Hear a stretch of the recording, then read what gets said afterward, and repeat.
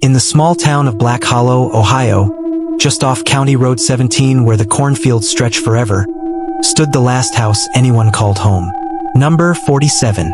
The paint had peeled so many times that nobody remembered the original color. Kids dared each other to touch the front porch light post after dark, but nobody ever went inside, except Ethan Carver. Ethan was 10. Small for his age, big hazel eyes, always wearing the same faded Cleveland Guardians hoodie 2 sizes too large.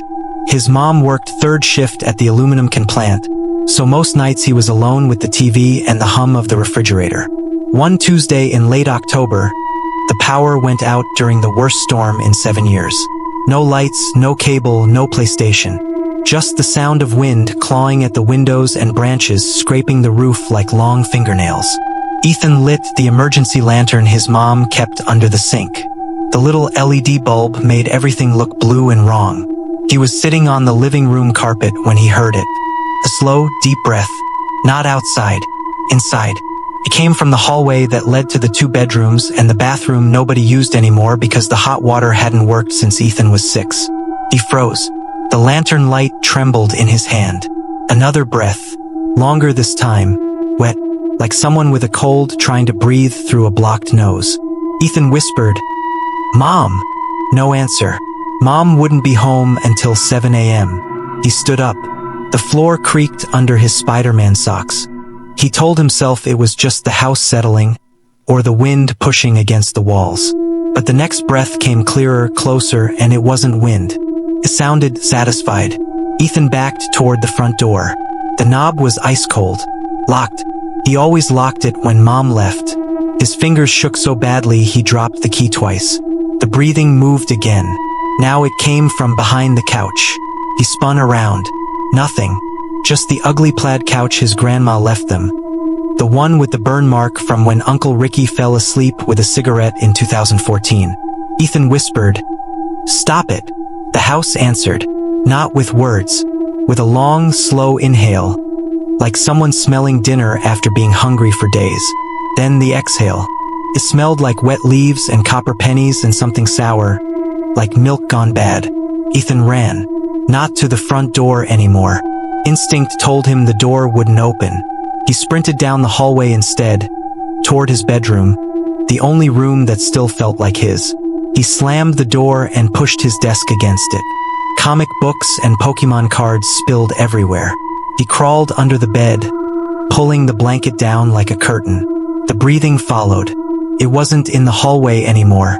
It was in the room, under the bed with him.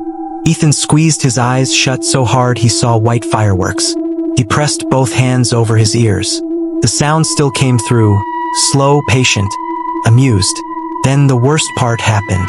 Something cold and smooth slid across the back of his ankle. Not fingers, not quite, more like the inside of a cheek. Soft, wet, warm. Ethan screamed. The thing under the bed didn't like the scream.